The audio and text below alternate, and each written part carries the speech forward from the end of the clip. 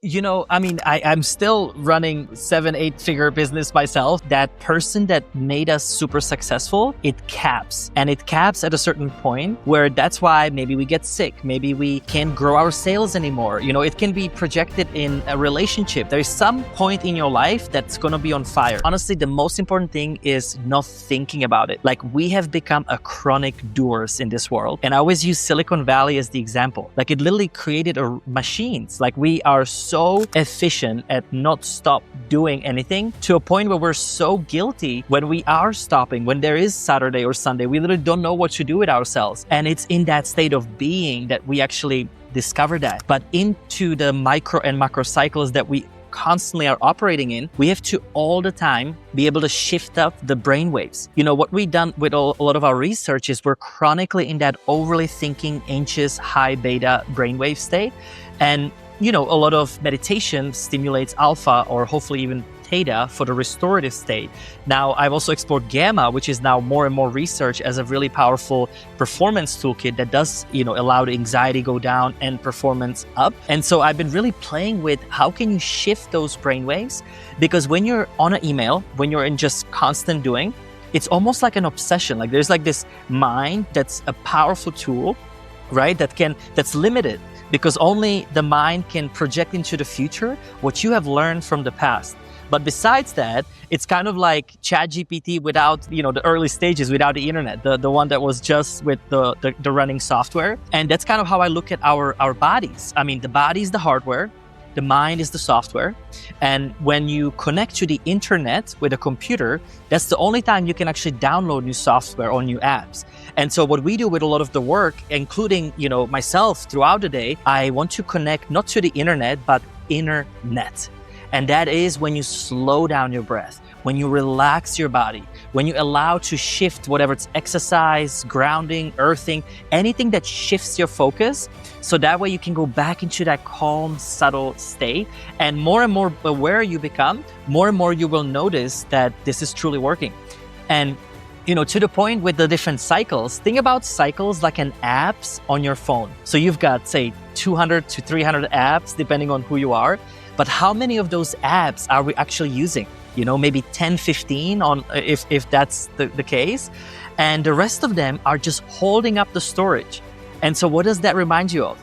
Unprocessed emotion, thoughts, relationships. And so that's why if you just look at this technology, we've given all this power to our computers, but remember, computers are extension of us, not the other way around. So we can actually learn a lot about our own biocomputer that is set based on what we, pre-save and what we run on that any given operating software. Now, I look at it in 3, phases. There's the me, the individual consciousness. That's made up of your physical health, right? Your sleep, energy, nutrition, diet, exercise, what goes into that body, your temple. Then you look at the mind, your thoughts about yourself, about another. That could be subconscious and conscious, but that's the mind that we're constantly having to re-upgrade. And then you look at your emotions. How are you actually feeling? Because what we a lot of times don't recognize is the lowest state of emotions is apathy, where we don't feel anymore. We think we've got it, but it's somewhere shoved down. And then the highest state is we're joyous, we're excited, we're happy, we're ready to go. And then the fourth part is the energetic body, which this is a crazy, I'm going to make it super short story that could be long. And that's when I went to this psychic village, again, as a busy entrepreneur, not believing, all of this just yet. I was just open heart and open mind. I literally walk in there and first thing they tell me, you've got 5 physical senses that get you in trouble. And I'm like, yeah. But then you've got 4 mystical senses that are connecting you to your highest level of source.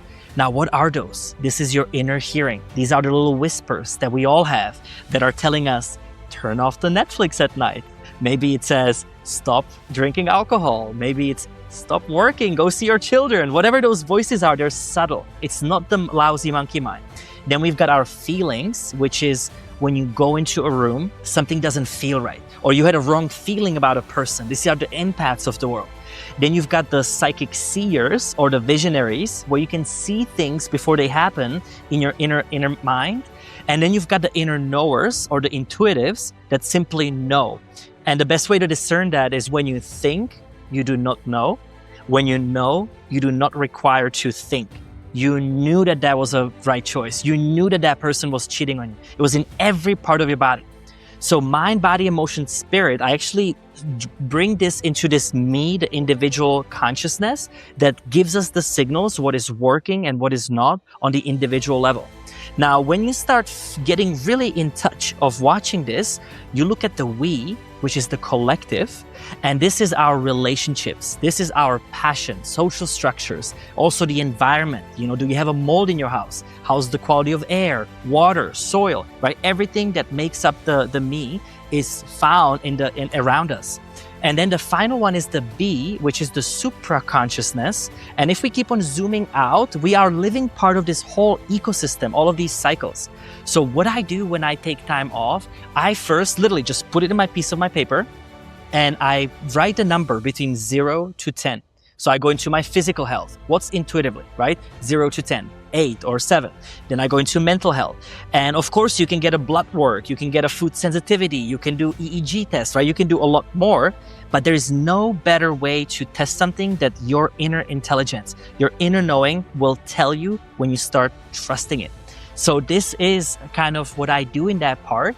And I apply a very simple 4-step, process to this, which always starts with the first waking up, getting the awareness to those things that are simply not working. The second part is cleaning up, getting rid of the old. What do we do with this knowledge? And then the third part is powering up. So you can go back into your driver's seat. Let's say that you had a really heavy environmental toxins, low vitamin D, right? You supplement vitamin D, you detox the body, you start working with it. And then rest up is the fourth part.